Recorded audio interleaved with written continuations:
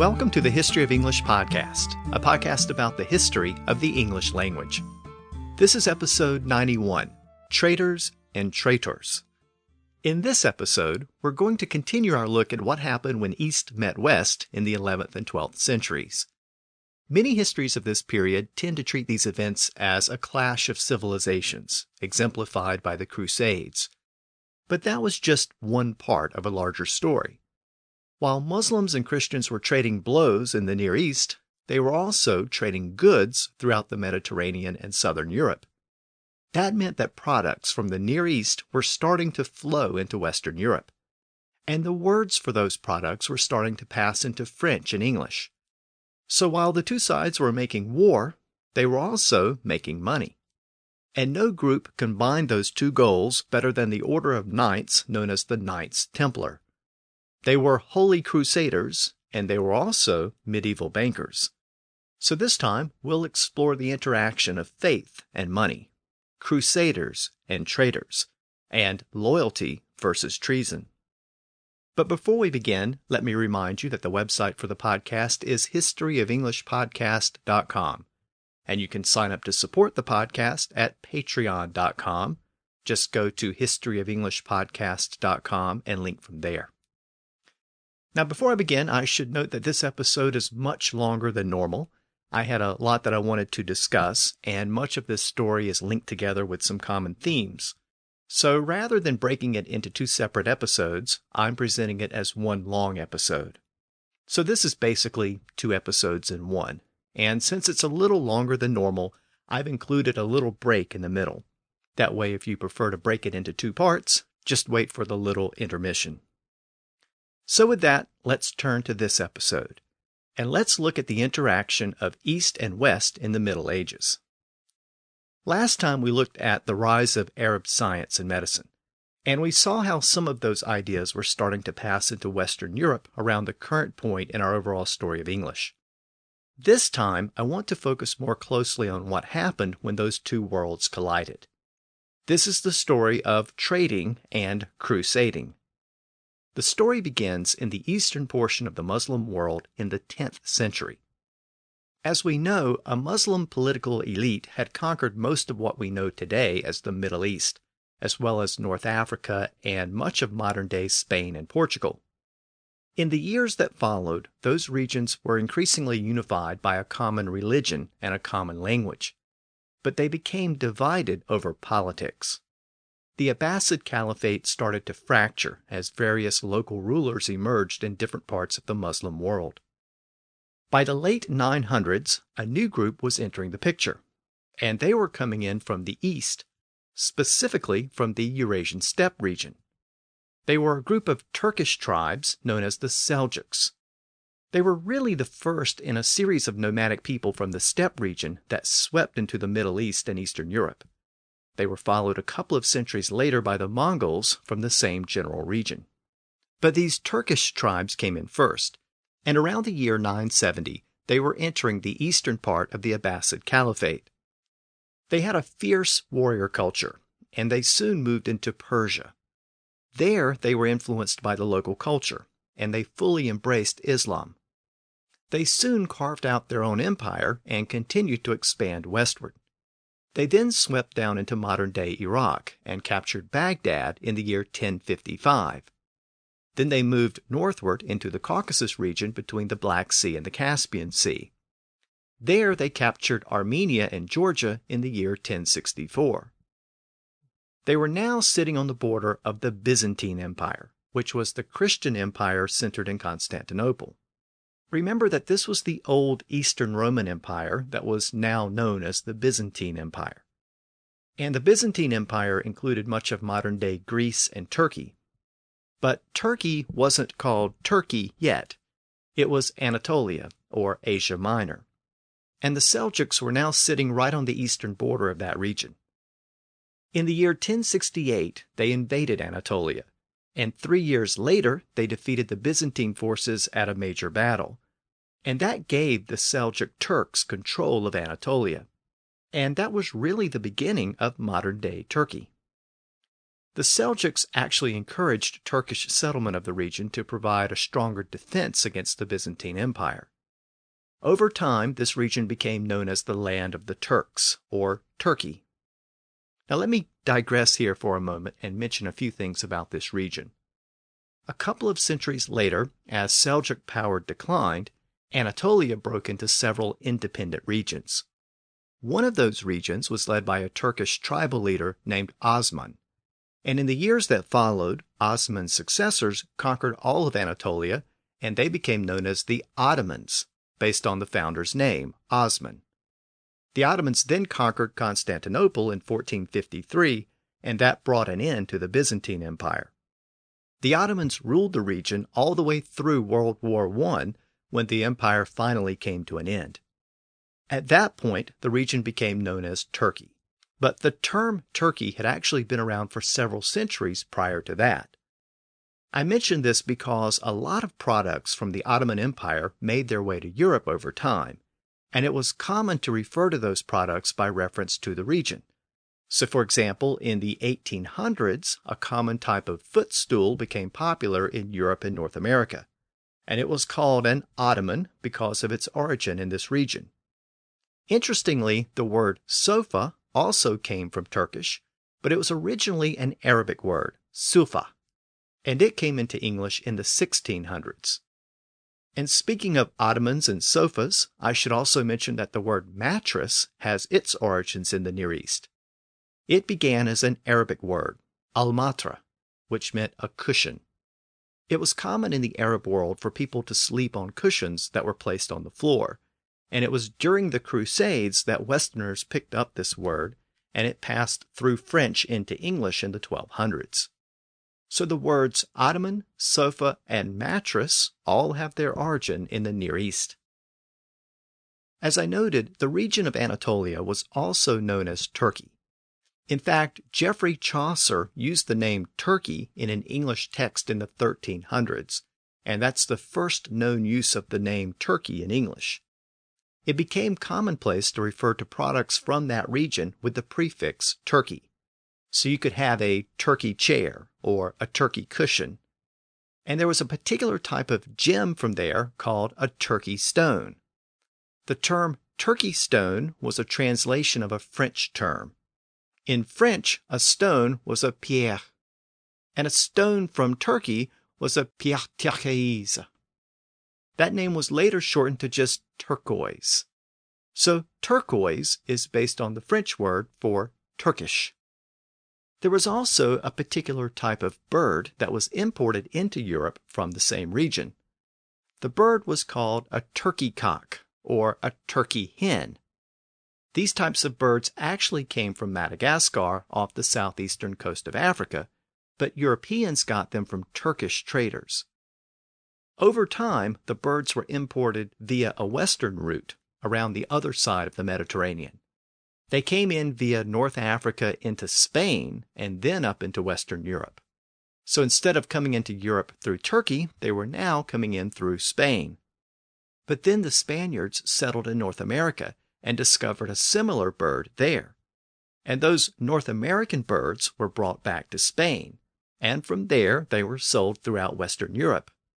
So these North American birds were being traded side by side with those birds called turkey cocks or turkey hens. And apparently most Europeans thought the two birds were related because North American birds also started to be called turkey cocks or turkey hens. And over time, the name of those birds was shortened to just turkey.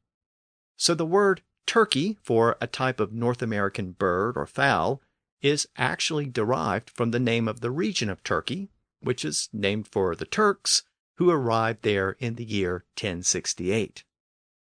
So let's return to our story.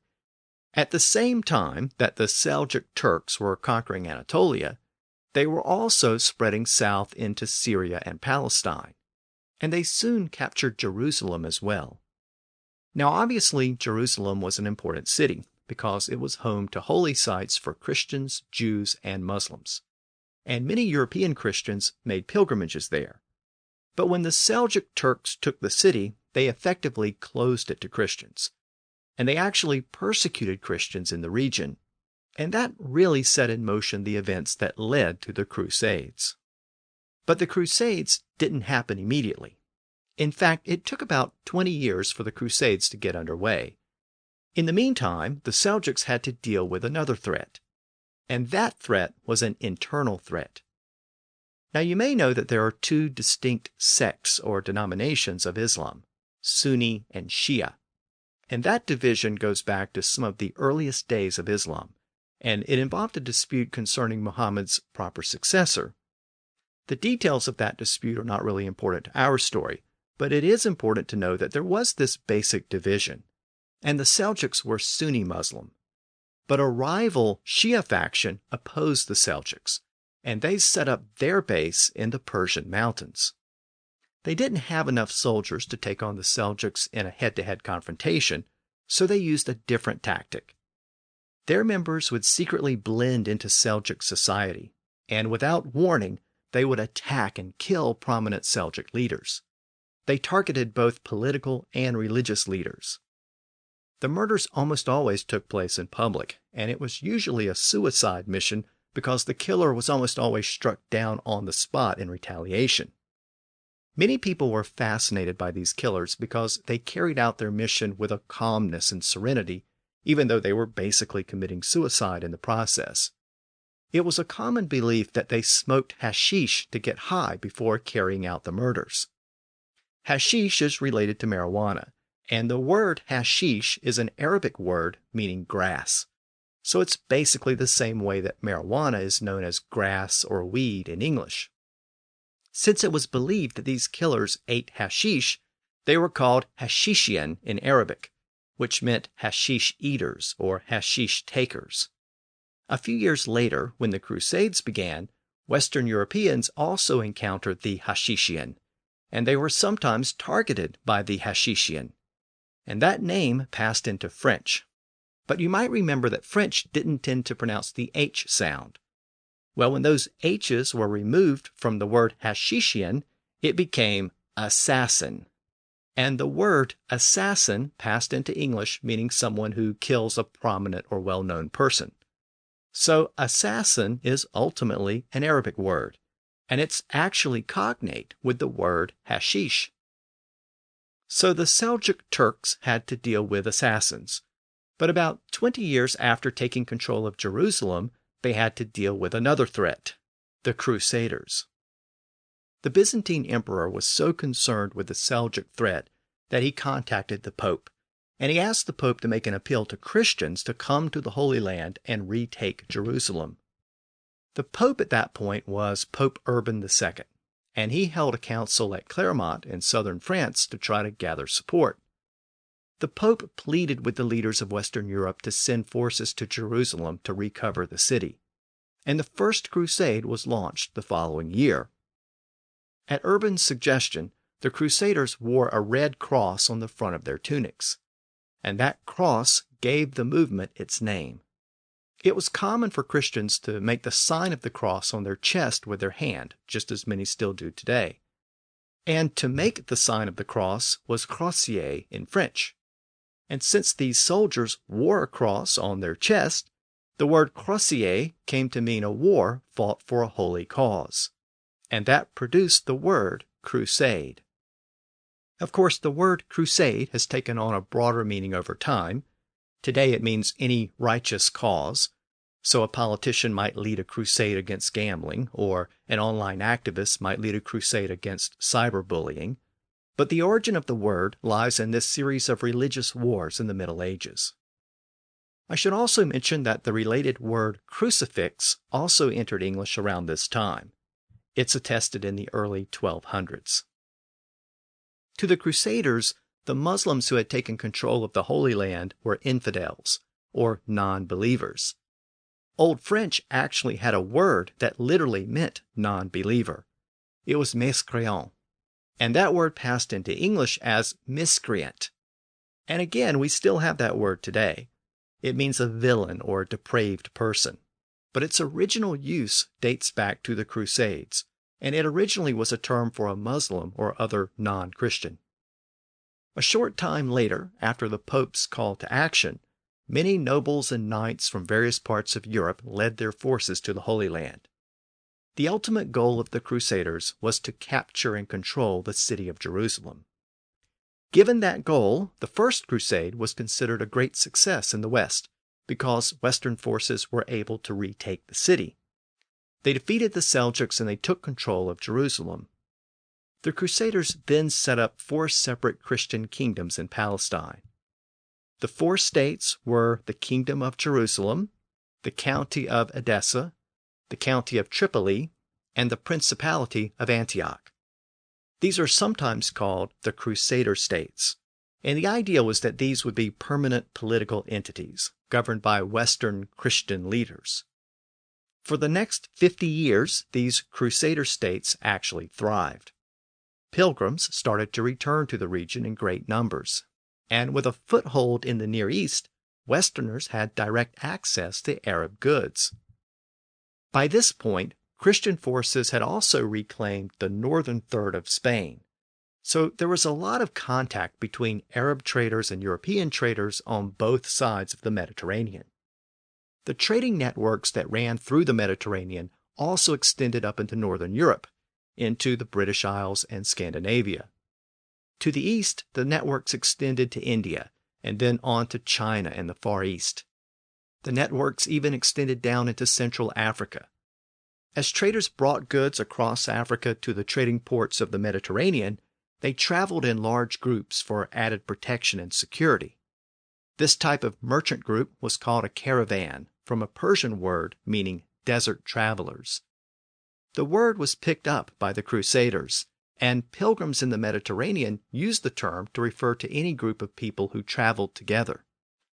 The word is found in the Romance languages from this point on, but it doesn't appear in an English document until the 1500s.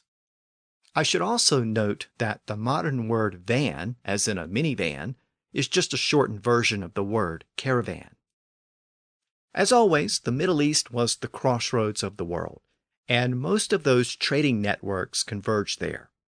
Those networks also allowed goods to move freely around the Mediterranean. And since much of Spain was still under Muslim control, a lot of products from the Near East were also sold and traded in Spain. So Western Europeans were coming across those products at various places. The products were passing into markets in Spain and Italy and other parts of southern Europe. But more importantly, Europeans were encountering those products firsthand in the Near East thanks to the extensive pilgrimage that resumed after the First Crusade. I should note that this general period saw the introduction of words like pilgrim, pilgrimage, and journey to the English language. They're recorded in some of the earliest Middle English texts. They're all French words, and they replaced native Old English words. In Old English, an extended trip was a seithfear, literally a far trip. But now it became a journey. By the way, an Arabic word for a journey was safar, and that word later entered English in the 1800s as safari. Now, during the Anglo-Saxon period, it was common for Anglo-Saxons to travel down to Rome to visit holy sites there. That was called a soothfor, literally a southern journey. Now that type of trip became known as a pilgrimage, and the travelers were called pilgrims. As I noted, many of these pilgrims made the extended trip to Jerusalem, and there they found holy sites.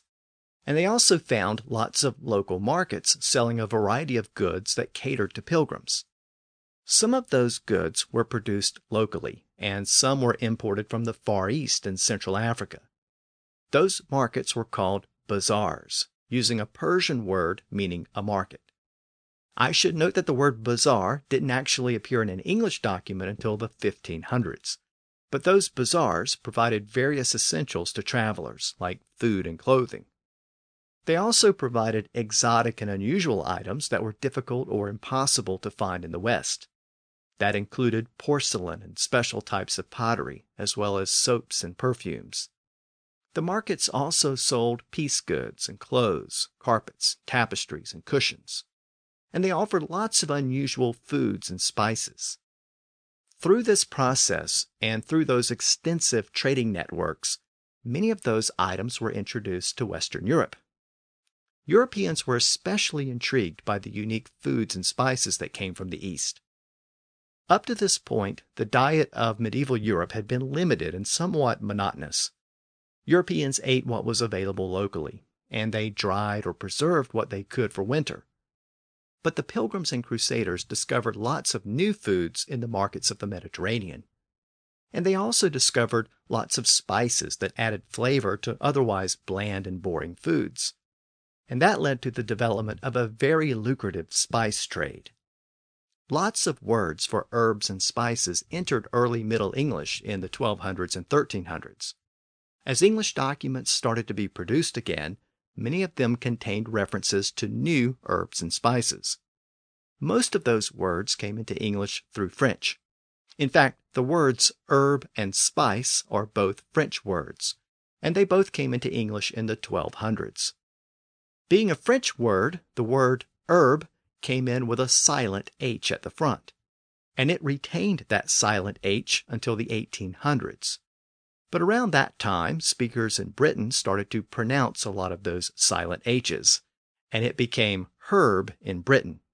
But American English retained the original silent H, and thus the word is still pronounced as herb in American English. Believe it or not, the word spice is actually derived from the Latin word species. The word species meant a kind or sort or type of something. It's also related to the word spectate, so it referred to the process by which someone would look at or observe a group of things and would sort them out based on appearance. Each particular group was a species. Well, when traders and dealers sorted through various plants and herbs, they separated them into separate groups or species. And eventually, this produced the distinct word spices to refer to the various flavoring agents sold in those markets. Now, as traders sorted through herbs and spices, they also had to remove dirt and debris from the products. There was an Arabic word to describe this process of inspecting and sorting and sifting. It was garbala. Some scholars think the Arabic word may have been based on an older Latin word. But either way, the word was picked up by European traders, and it produced the word garble. It originally referred to the process of sorting through a group of things and selecting certain individual pieces. In later English, it came to refer to the process of selectively picking out certain parts of a story to create a false impression. And that produced the modern sense of the word garble, meaning to mix up or distort. But ultimately, garble comes from Arabic, and it originally had to do with the spice trade. Now, herbs and spices added flavor to foods, but they also had a sweet odor and smell. The Greek word aroma originally referred to spices that had a fragrant smell, and the word passed into English in the early 1200s, but it still meant a spice at that time. And in fact, the word aroma didn't acquire its modern meaning as a smell or odor until the 1800s. The word balm has a similar history. It's actually a Semitic word for spice. The word was later applied to resins and oils that had a sweet and fragrant smell. And that was how the word balm passed into English in the early 1200s. So words like garble, aroma, and balm all originated with the Mediterranean spice trade. As those herbs and spices made their way north through France and then to England, the names of those plants also made their way into French and English. Some of those spices were known by names that can be traced back to Arabic, Persian, or Sanskrit. That included saffron and sumac, which both appeared in English around the time of the Crusades. Both of those words are Arabic words. Cinnamon also came in around that time. It was another popular spice, and the word cinnamon can be traced back to a Phoenician word. So it also originated within the Semitic languages. Now, there are a few words for spices that are actually attested in Old English, so even though they were part of this lucrative spice trade, they'd actually been around for a while in England. So, for example, the word cumin is another Arabic word, and it was another very popular spice, but it had been around since Old English. In fact, it's one of the few Arabic words attested in Old English. Old English also had the words pepper and ginger. Pepper had been introduced by Roman traders during the Proto-Germanic period, so it was part of the Anglo-Saxon language from the very beginning.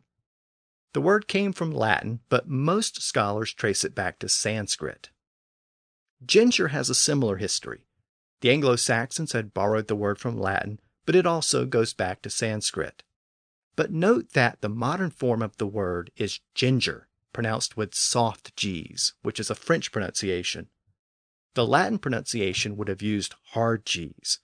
So that indicates that the word ginger was re-borrowed from French in early Middle English.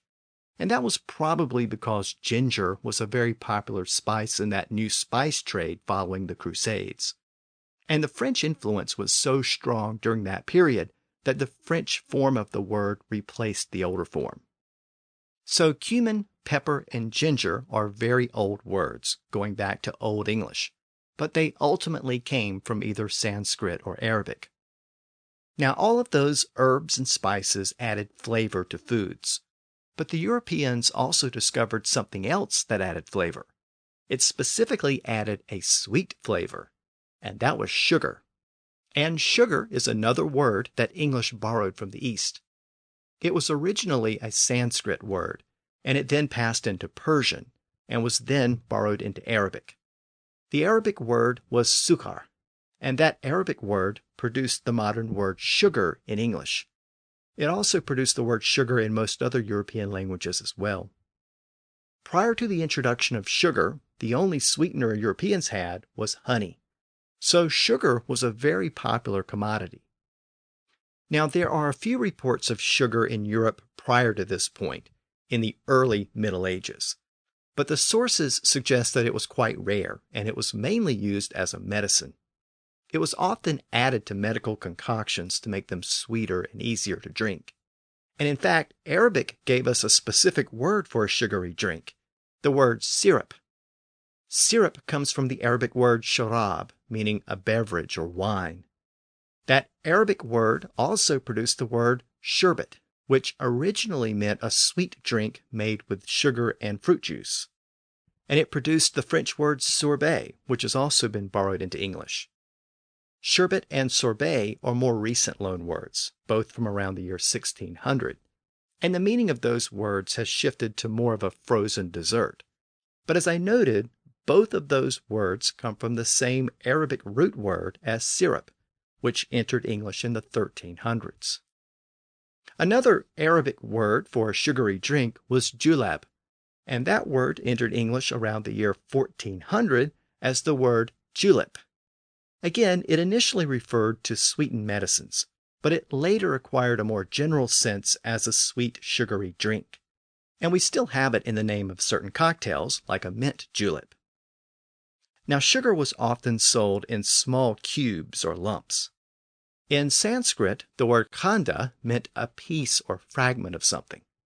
So those lumps of sugar were called khanda sakara, which literally meant fragment of sugar or piece of sugar. The term passed through Persian into Arabic, where the order of the two words was reversed, and it was rendered as sukarakandi. By the late 1300s, that phrase had passed through French into English as sugar candy.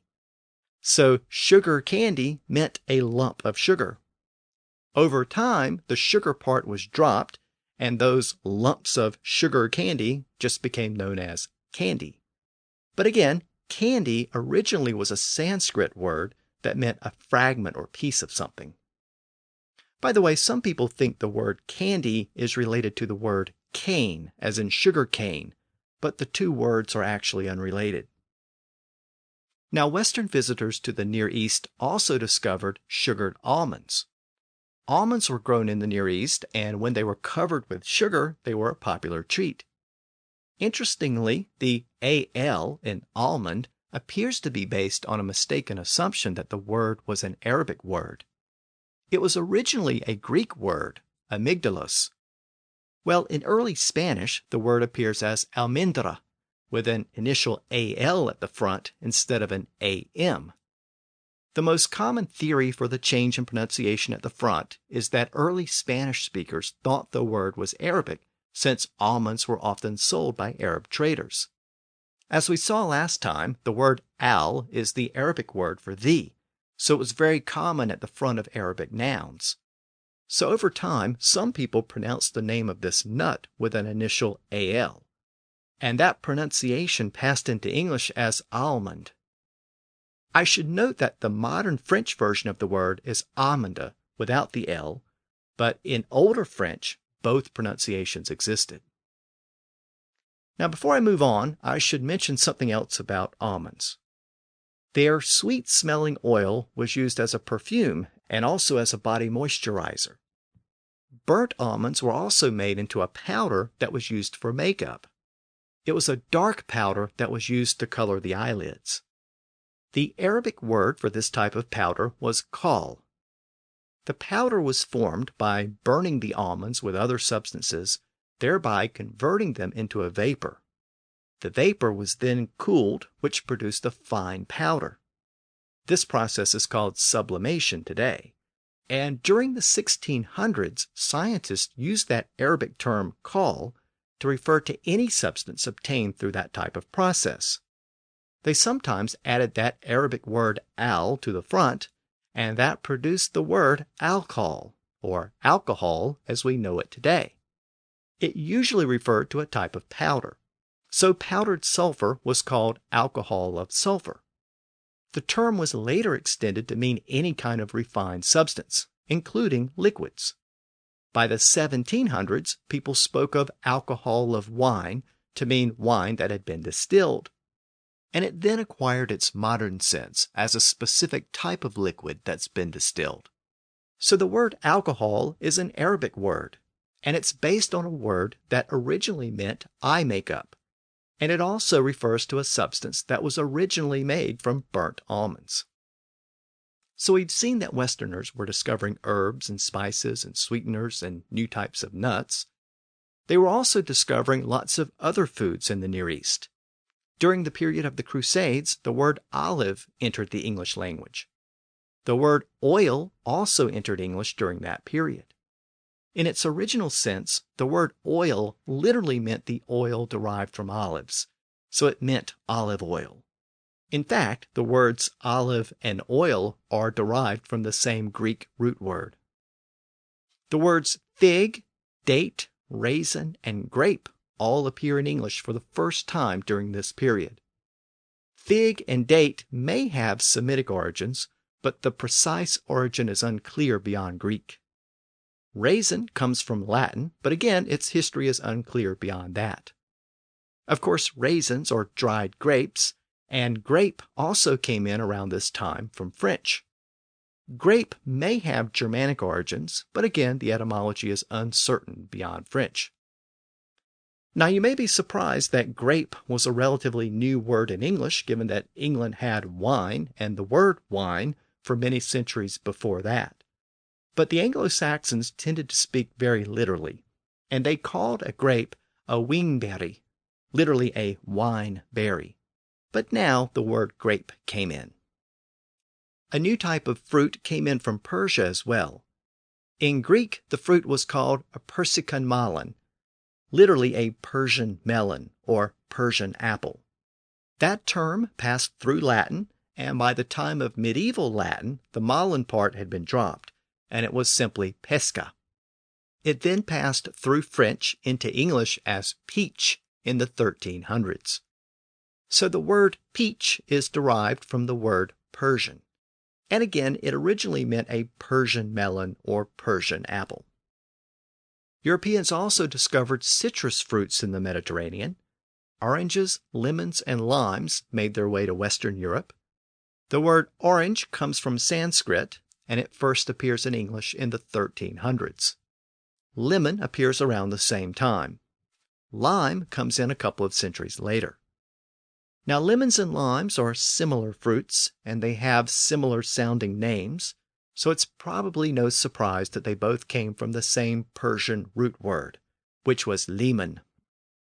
I should also note that English started to get new words for various types of onions. The Old English words for an onion were based on very early borrowings from Latin.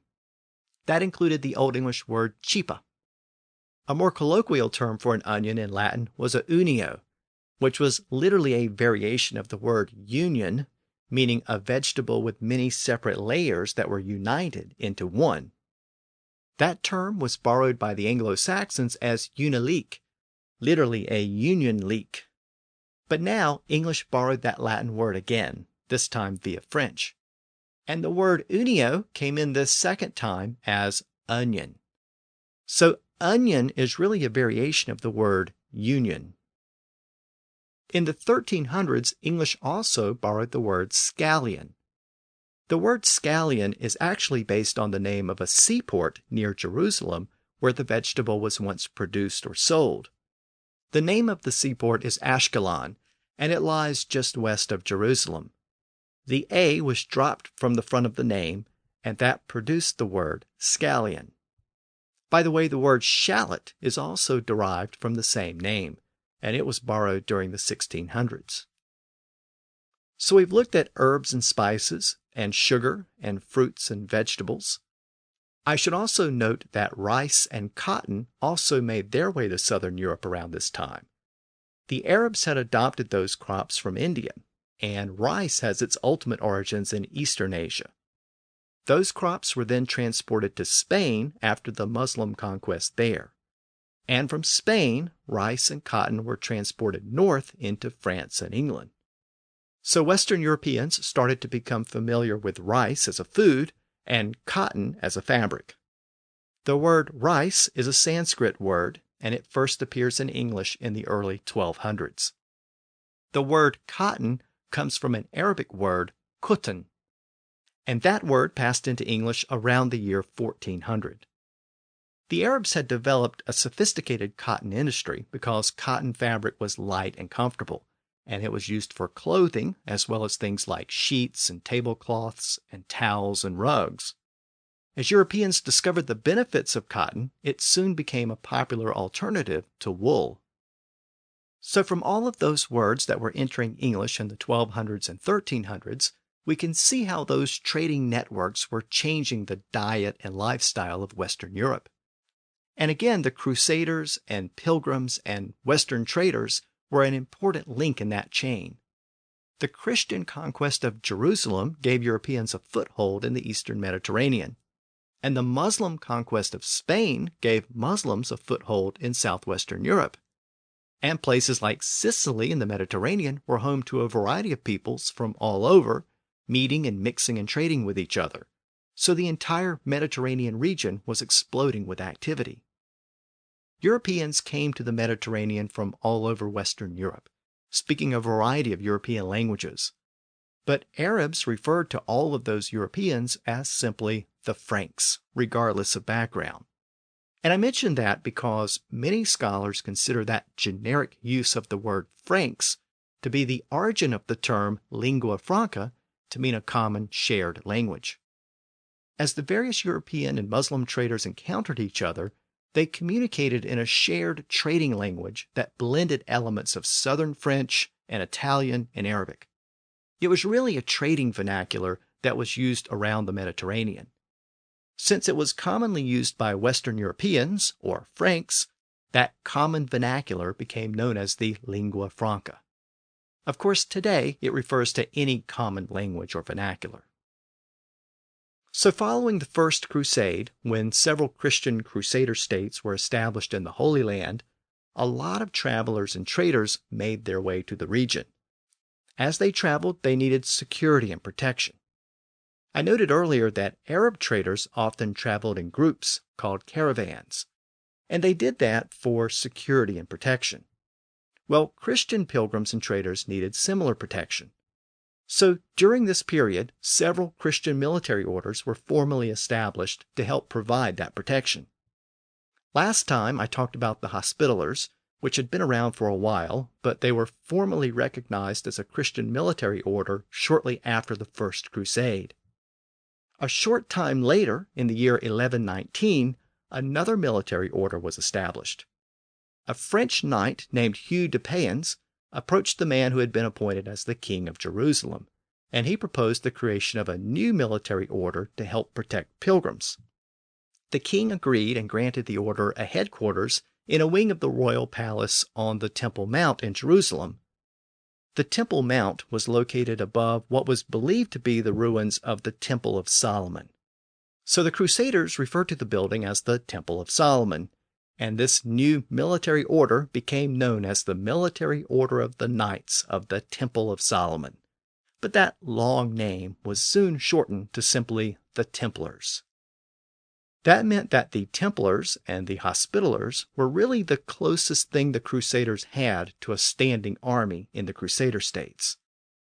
But those two military orders had other missions as well. As I noted last time, the Hospitallers also provided comfort and care to pilgrims at their hospice. And the Templars also developed an alternate mission over time.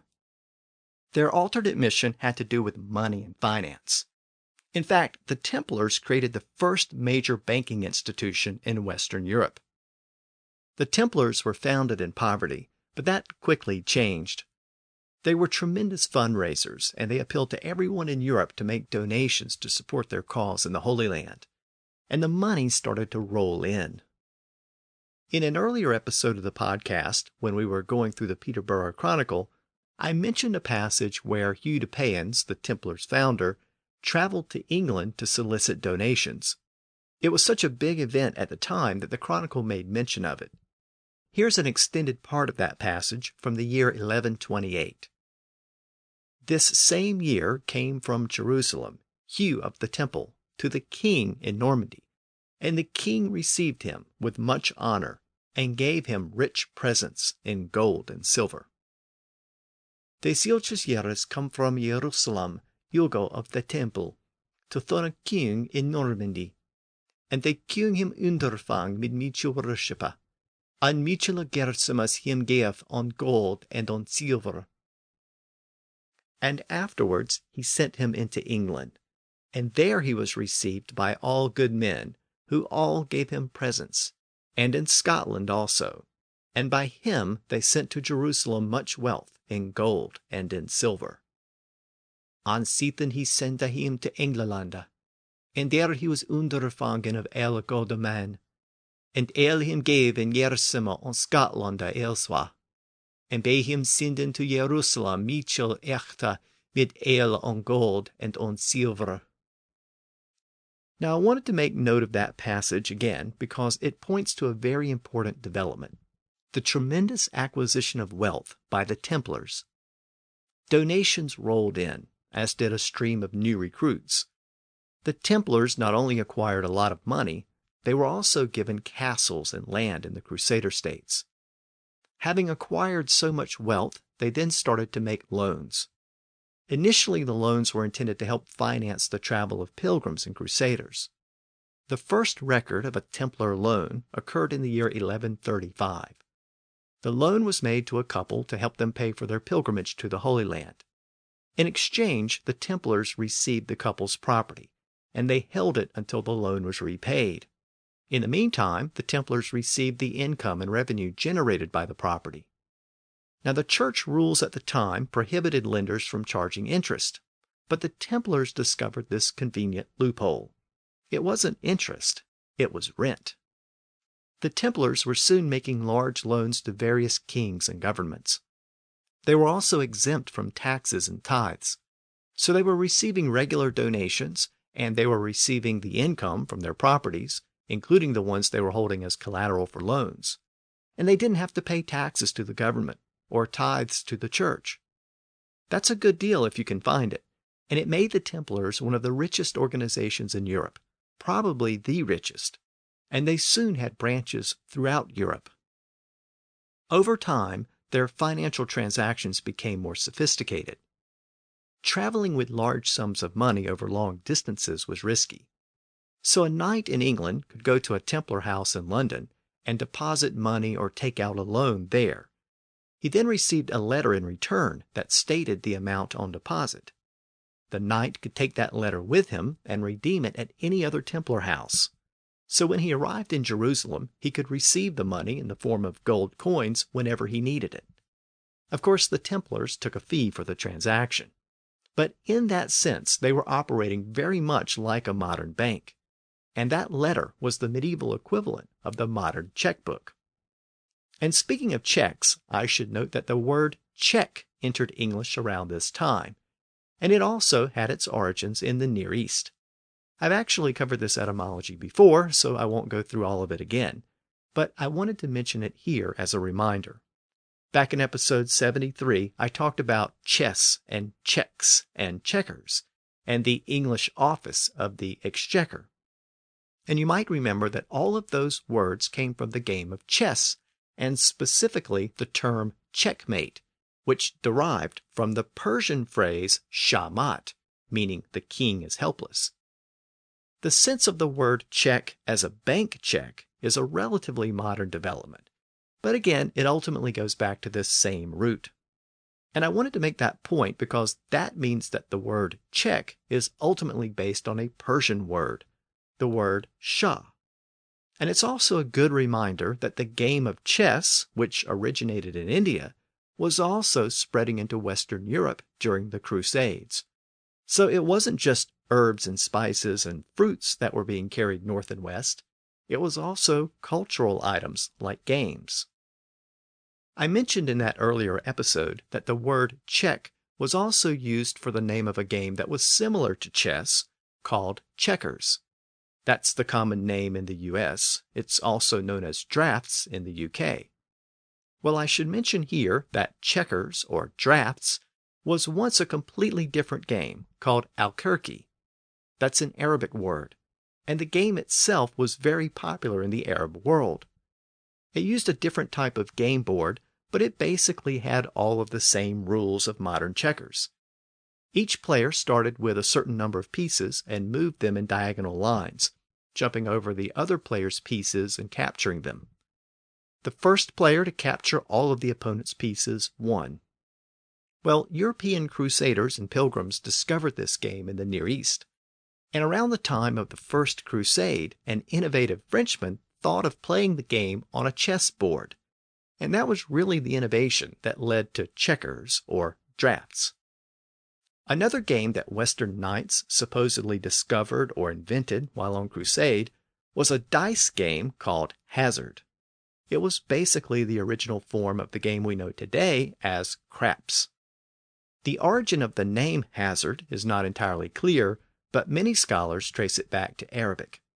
One theory says that it's based on an old Arabic word for a die called azar, but that word is not very well attested in Arabic.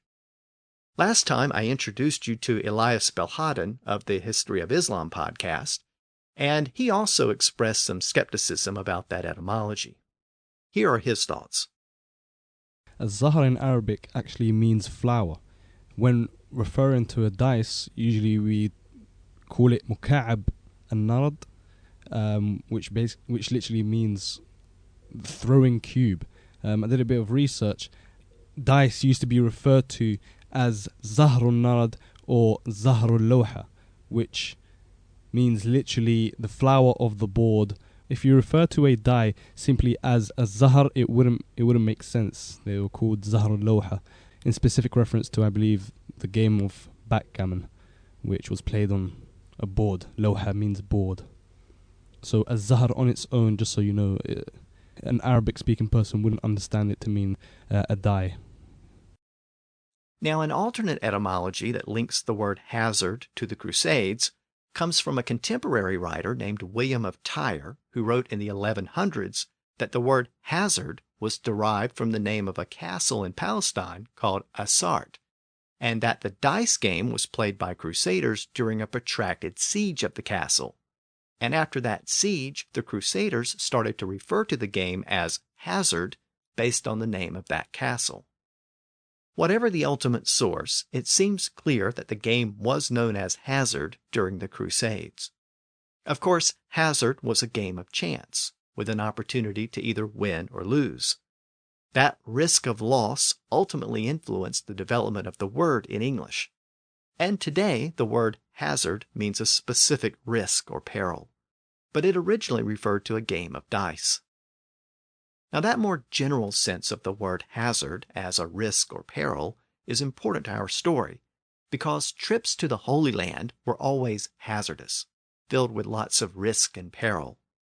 Bandits and robbers lurked around every corner, and sickness and disease were common threats. These were the risks that the Templars and the Hospitallers tried to manage, while defending the Crusader states at the same time. And for several decades, they managed those risks very well. But in the 1140s, their hold on the region started to slip. Remember that 4 separate Christian Crusader states had been established after the First Crusade. The northernmost Crusader state was the county of Edessa, located around the modern border between Syria and Turkey. In the year 1144, the region was recaptured by the Turks. It was the first significant loss for the Crusaders. The loss of Edessa led to the Second Crusade in the mid-1100s. That was the crusade where Eleanor of Aquitaine accompanied her first husband, the French king Louis VII. They traveled together and argued the whole time, and the Western forces were able to capture some territory in Spain and northern Egypt, but they suffered a massive defeat in the Holy Land. Edessa was permanently lost, so the Second Crusade was considered a major failure. However, the Christian forces held on to the other 3 Crusader states, including the main prize, Jerusalem. So for the next 30 or 40 years, Western pilgrims and traders continued to travel to the Holy Land, and they continued to enjoy the protection provided by the Templars and the Hospitallers. And the Templars continued to acquire wealth and make loans. Then, in the 1170s, a new force started to take shape in the east. That force was a man named Saladin. Saladin was a warlord from Mesopotamia who became the ruler of Syria and gradually expanded his realm throughout much of the Middle East. He united the Muslims throughout the region, and he posed the greatest threat to the Christian Crusader states. He was a Sunni Muslim, and he was an enemy of the Shia assassins who I mentioned earlier. Around the year 1175, he actually survived 2 separate murder attempts by the assassins. One attacker got so close that he slashed Saladin's cheek and pierced his leather chest armor. But he was not deterred. He eventually conquered Iraq and Egypt, and that gave him control of all the regions surrounding the Crusader states. He then moved against Jerusalem. In the year 1187, he captured the city, and Jerusalem slipped from the grasp of the Christians, and it returned to Muslim control for the first time in nearly a century. As we know, Jerusalem was always the main prize, and the loss of Jerusalem was a devastating blow to Christians in Europe. So in response to that loss, European forces started to make plans for a 3rd crusade to try to recover the city from Saladin's forces. And that brings us back to the current point in our overall story of English, with the reign of Richard the Lionheart. Richard became King of England and ruler of the Angevin Empire 2 years after the fall of Jerusalem. When Richard became king, preparations were already underway for the 3rd Crusade. So let's take a quick break here to catch our breath, and when we come back, I'll explore the events of the 3rd Crusade and the early reign of Richard the Lionheart.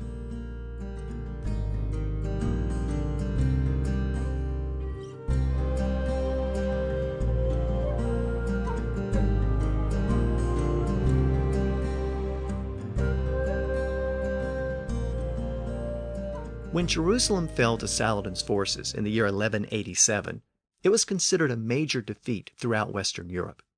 For the first time in nearly a century, the all-important city had slipped from Christian control. The loss of the city meant that a new crusade would have to be launched to drive out Saladin's forces and reclaim the city. This 3rd Crusade was unique in that all 3 of the major rulers of Western Europe decided to combine their forces for the mission. Richard, the new King of England, controlled much of the British Isles and western France. He joined with Philip II, the French king who controlled the rest of France, and they were joined by the Holy Roman Emperor, Frederick Barbarossa, who controlled much of Central Europe. The 3rd Crusade was going to be very expensive, So a great deal of time was spent raising money for the venture.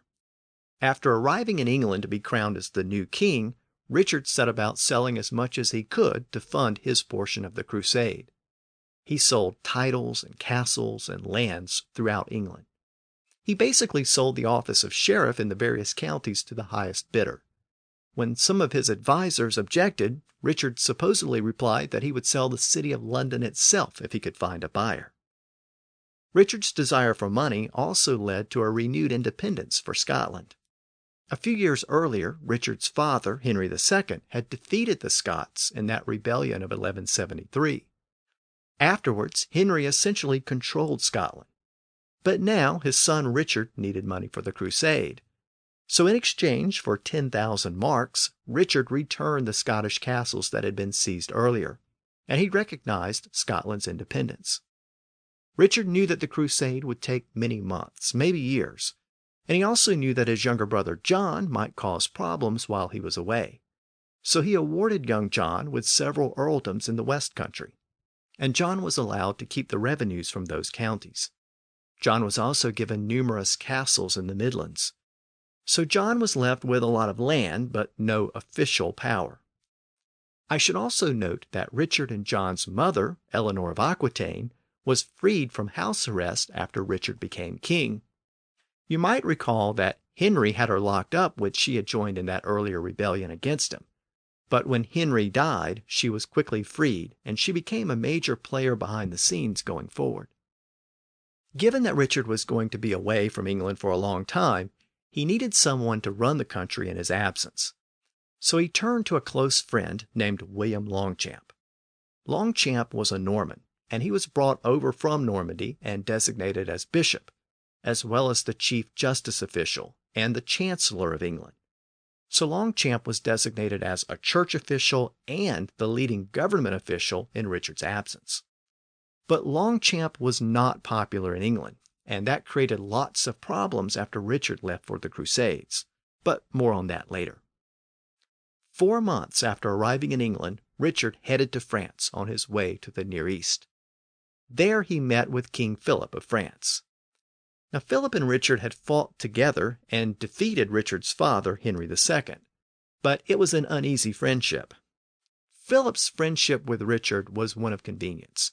They both had a common enemy in Richard's father, Henry. Richard had wanted to control his inheritance, and Philip wanted to break up the Angevin Empire. But now that Henry was dead and Richard had stepped into his father's shoes, the friendship was strained. Richard wanted to maintain the Angevin Empire, but Philip still wanted to break it apart. In France, the two kings agreed that their forces would not attack each other's lands while they were away, and they further agreed to evenly split any wealth or property that they captured during the crusade. They then headed to the French coast to sail to the Holy Land. Meanwhile, the Holy Roman Emperor, Frederick Barbarossa, headed out separately over land through southeastern Europe. But soon after crossing through the Byzantine Empire, Barbarossa drowned while crossing a river. With his death, his German forces split into 3 separate divisions, and most of them ended up returning home. So the Third Crusade got off to a bad start. That left Richard and Philip as the leaders of the Third Crusade. And Richard soon made it clear that he considered himself to be first among equals. When Richard's troops landed on the island of Sicily, they got into a dispute with local traders and shopkeepers in the town of Messina. The needs of the soldiers exceeded the available supplies, and some of the local traders decided to jack up prices. Richard's soldiers thought that they were being gouged, and clashes soon broke out between the Crusaders and the Traitors. The clashes spilled into the streets when locals got involved, and the dispute eventually turned into a full-scale battle. But the local people were no match for Richard's forces, so Richard soon found himself in control of Sicily. Philip had refused to support Richard's forces, and when Richard's forces completed their conquest, they refused to fly the French flag over the towers and walls of Messina. Philip considered that a slight against him, since he and Richard had agreed to divide everything equally. The conflict between the two kings was made even worse when Richard announced that he was backing out of a prior agreement to marry Philip's sister. Richard had been betrothed to her since they were both children. It was a political marriage, as was common for the period, but Richard had secretly acquired a new fiancée, and now he told Philip that he was backing out of the planned marriage. Richard's announcement created a small diplomatic crisis because Philip considered it an insult. Philip soon left Richard behind and proceeded on to the Holy Land without him. Richard's forces followed a few days later, but they ended up on the island of Cyprus in the eastern Mediterranean when a couple of Richard's ships were wrecked off the coast. Once again, Richard's forces got into a fight with the locals, and the dispute turned into a full-scale conquest of the island. Richard ended up selling the island to the Templars, but he didn't split the money with Philip. Richard also married his new fiancée while in Cyprus. The new Queen of England was from Navarre in northern Spain. She was crowned as queen in Cyprus by a Norman bishop to an English king who only spent 6 months of his reign in England. So there wasn't really anything English about the new English queen. Richard then proceeded on to the Holy Land, and he landed at the port city of Acre, north of Jerusalem, in June of 1191. Acre was the most important port city in the region, and most Westerners who made the trek to Jerusalem passed through that busy port.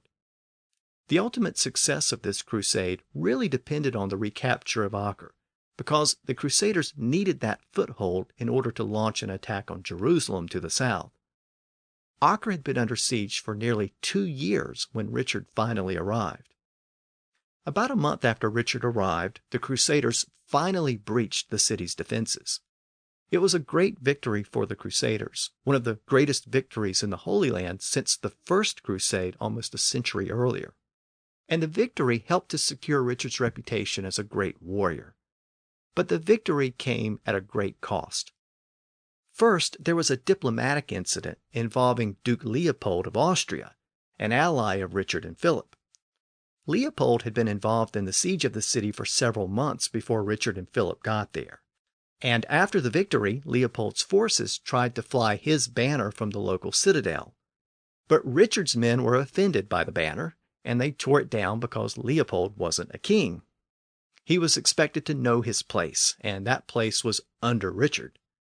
Well, Leopold was infuriated, and he and his forces soon left for home. That reduced the number of available Crusaders. Leopold also plotted revenge against Richard, and as we'll see next time, he got his revenge a few months later.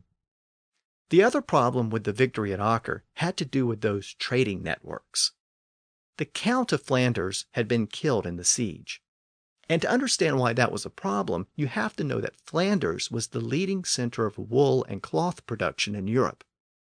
All of those trading networks carried wool and fabrics from Flanders to the far corners of the known world. That meant that Flanders had become very wealthy, and the French king Philip had been trying to add it to his royal domain for some time. With the Count's death, Philip saw an opportunity. Philip had also had enough of Richard by that point, so 3 weeks after the victory at Acre, Philip headed back to France. That left Richard as the clear leader of the crusade. It also meant that Richard wasn't available to defend his territory in western France.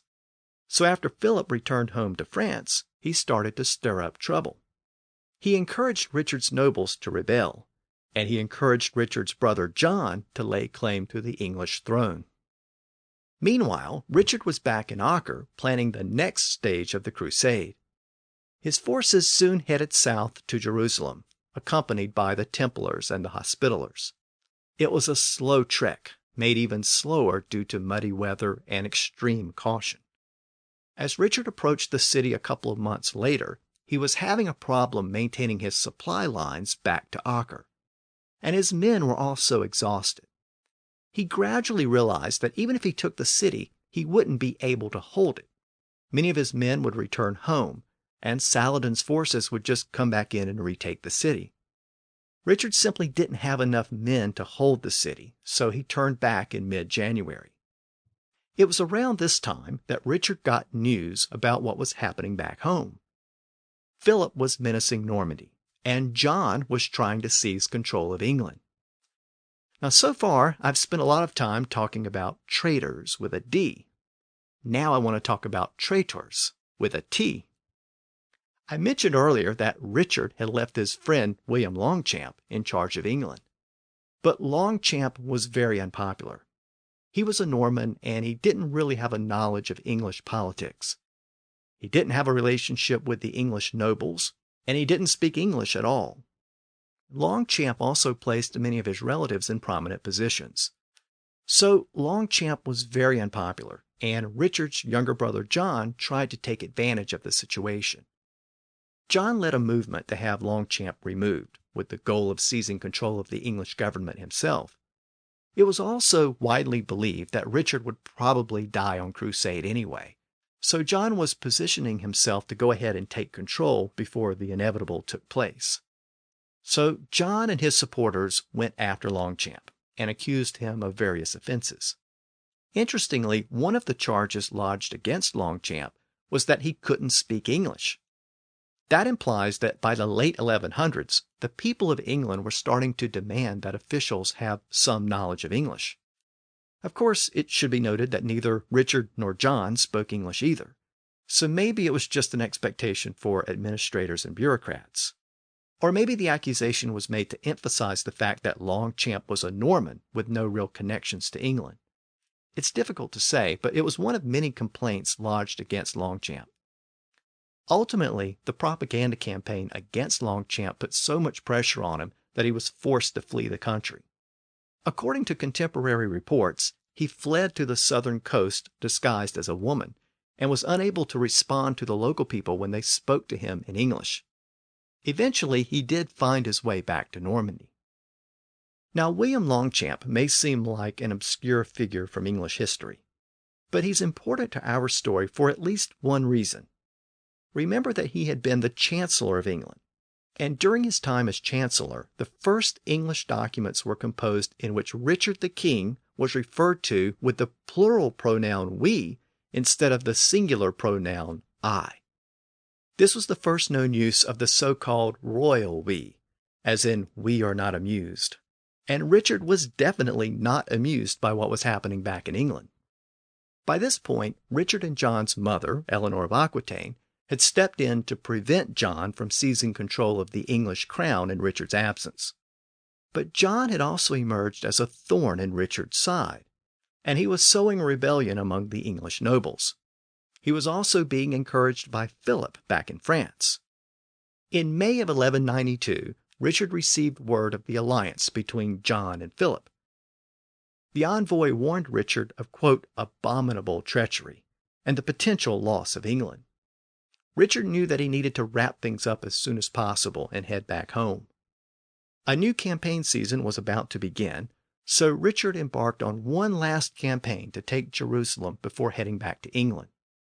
Once again, Richard's forces made the trek to Jerusalem, but he experienced the same problems as before. He could barely maintain his supply lines, and he was facing a bloody, protracted siege of Jerusalem.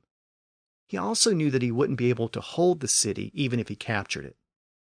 By this point, Richard's forces and Saladin's forces had fought each other to a standstill. Their resources were running low, and both sides were looking to settle their claims to the region. In September, a 3-year truce was signed. It was agreed that the Crusaders would continue to hold the coastline, and the Muslim forces would continue to hold Jerusalem. Christian pilgrims would be permitted to enter the city, but it would remain under Muslim control. In the end, the Third Crusade produced mixed results. The Crusaders were able to re-secure a foothold in the region, and Richard left the Holy Land as a hero for having secured so many victories, from Sicily to Cyprus to Acre, all the way to the outskirts of Jerusalem itself. In the process, he helped to re-establish a viable Crusader kingdom in the Holy Land. But the main prize was always Jerusalem, and that prize remained elusive. Richard was never able to capture it, and in fact, it never passed back to the Crusaders. I mentioned Richard's brother John as a possible traitor during the Third Crusade, but he wasn't the only figure in the story to be accused of treachery. The Templars eventually faced similar accusations. After the Third Crusade, the Templars moved their headquarters to the captured port city of Acre. There would be more Crusades, but increasingly they were focused more on plunder and personal gain. People started to question the motivations of the Crusaders, and that criticism extended to the Templars. During the Crusades, the Templars had emerged as one of the wealthiest institutions in Europe and the Mediterranean. And with the permanent loss of Jerusalem, critics alleged that the Templars were more concerned with acquiring wealth than taking back the Holy Land. There were rumors of corruption and misplaced priorities. About a century after the Third Crusade, the city of Acre once again fell to Muslim forces, and the Templars looked to move their headquarters to Europe. Given their wealth and independence and military power, there were rumors that the Templars were going to try to create their own kingdom in southern France. So the Templars actually became a threat to the French king at that time, named Philip the Fair. This later King Philip decided to eliminate the Templars once and for all, to remove the political threat and get access to all of their wealth. In the year 1307, he accused the Templars of heresy, and the order was formally abolished by the Church. Almost all of the Templars in France were arrested, and most were executed. Many of the leaders were burned alive. In France and England, most of the Templars' wealth was seized by royal officials. The destruction of the Templars created a financial void in Europe. That early banking system disappeared, but a short time later, new institutions stepped in to fill the void. Several prominent families in northern Italy started to offer many of the same services the Templars had offered. And those families created a new banking network that was really the beginning of modern banking in Europe. Now, in this episode, I've talked about the Crusades and the spice trade and the origin of the modern banking system. So let me conclude by putting all these various pieces together for you. The European obsession with Crusades and spices takes us back to Spain, where so many of those Arabic influences passed into Western Europe. Though the Crusades in the Holy Land fizzled over time, the attempt to recapture Spain in the West raged on. Around the time of the Third Crusade, Christian forces had reclaimed roughly the northern half of the peninsula. As Christian forces spread south, new Christian kingdoms emerged in the conquered regions. In the far northeast, the kingdom of Aragon was firmly established by the year 1035. Around the same time, the county of Castile emerged in the north-central part of the peninsula, and it gradually emerged as the dominant Christian realm in the region. And in the far west, the kingdom of Portugal was established in the 1130s. These were all independent realms. But in the year 1469, the heir to the throne of Aragon married the heir to the throne of Castile. That was the famous marriage of Ferdinand of Aragon to Isabella of Castile. That marriage sealed the alliance between those two separate kingdoms, and it was the origin of the modern country of Spain. During their joint reign, the reconquest of Spain was finally completed. In the year 1492, Christian forces finally captured the last Muslim region in the far south, called Granada. One of the persons who was present at the capture of Granada was a man by the name of Christopher Columbus. Perhaps you've heard of him. Columbus was in Spain because he had a potential solution to a problem that had arisen in the spice trade. The failure of the Crusades in the Holy Land left the Near East under Muslim control, and Western traders were finding it difficult to secure safe passage through those regions using the traditional trading networks. So Columbus was looking for a different way to get to China and India. Rather than sailing eastward through the Muslim-controlled lands, he had an idea to sail westward across the Atlantic. He knew the world was round, so he could just go in through the back door.